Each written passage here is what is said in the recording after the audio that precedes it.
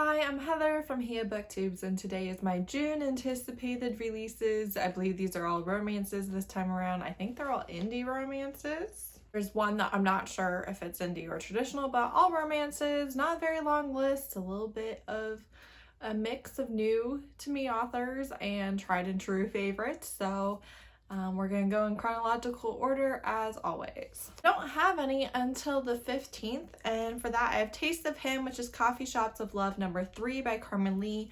I read the first book in this series in March. It is a diverse, queer, steamy, Hallmark type slow burn. So you've got some humor, you have a very sweet and often, you know, somebody coming from the big city to a small town vibe, but with so much extra goodness added in. I really enjoyed the writing in the first one. The second one is sapphic, and then this one is male. That's really all I know. I don't even think we have a cover yet, but like I said, I really enjoy the author's writing, and so I am very interested. Next, we have a book without a release date yet, but she is shooting for a June release, and that is Juneteenth by Alexandria House.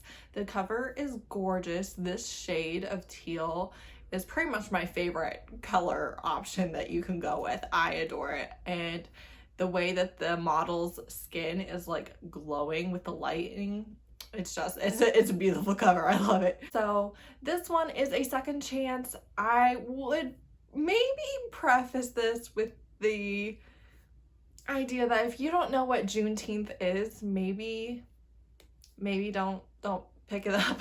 I don't know. You can do what you want, but yeah, I don't know. Maybe don't start with this one if you don't already know the meaning behind it. But I really love Alexandria House's writing. I think that this is a standalone. If it's not a standalone, it is like the beginning of a new series. So I'm looking forward to it. I also think it might be on the shorter side. That could be just in my head, or that could be something she said. I'm not sure, but I'm definitely looking forward to it and hope that does release in June. On the 20th, I have Tie Them by Jillian Graves. This is a gargoyle romance. I know some people that I follow, we last with the book, and I want to say same page. I know they have like a 9 in their username. Anyways, I follow both of them on TikTok, and they were or are both booktubers as well, and they both read ARCs and really enjoyed it. I think it's steamy. I like the cover a lot. I like gargoyles. So that's all I got for you. I think it might be Daddy Dom a little bit. I don't know though. Then on the 21st, I have Autumn of the Witch, which is Seasons of Lukoi. Maybe that's probably very wrong. Book number 4 by Iris Foxglove. This is a shared pen name. I haven't read any of the other books. They're all queer and some of them are polyamorous, and this one's polyamorous. So a witch and her husband rescue a toy maker. You've got polyamorous, fantasy, and BDSM for sure, and it just sounds really good, and I'm hoping to love it. So that's my plan. And if I do, then I'll probably go back and read the other books in the series.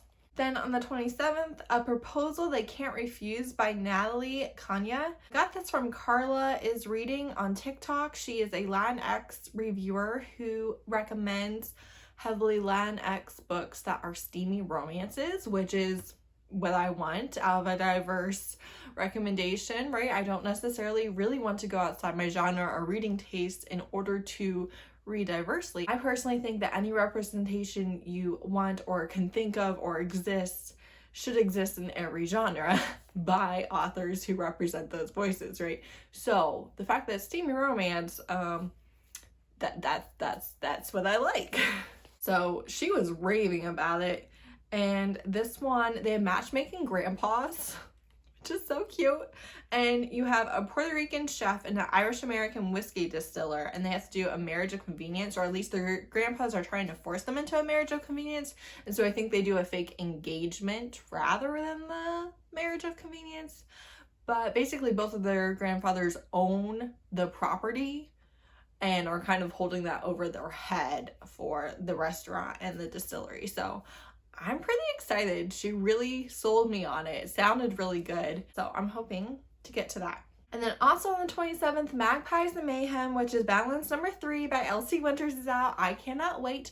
We're getting a prickly heroine who is a magpie shifter and a vampire who's the roommate of the hero in the second book, and the main character is the best friend of the main character in the second book. So all these are connected. You have a novella, then a full length, then another full length. I would highly recommend reading all of them or reading them in order, but you can read them as standalones if only one interests you, right? This is fantasy, it's pretty steamy. I really enjoy her writing. I'm very much looking forward to it. I love the little gilded corners that she does on her covers. It just gives me all of the like leather-bound tome fantasy vibes. I just love it. I don't know. So yeah, I'm really excited about that. I've been waiting for this basically since September when I read the first one. So pretty excited for that one. Then on the 30th, my last one, I have Embers, which is the Firecracker Cousins number 3 by A.H. Cunningham. This author comes so highly recommended. So many of the people that I follow on Twitter and I'm friends with have read and loved their work.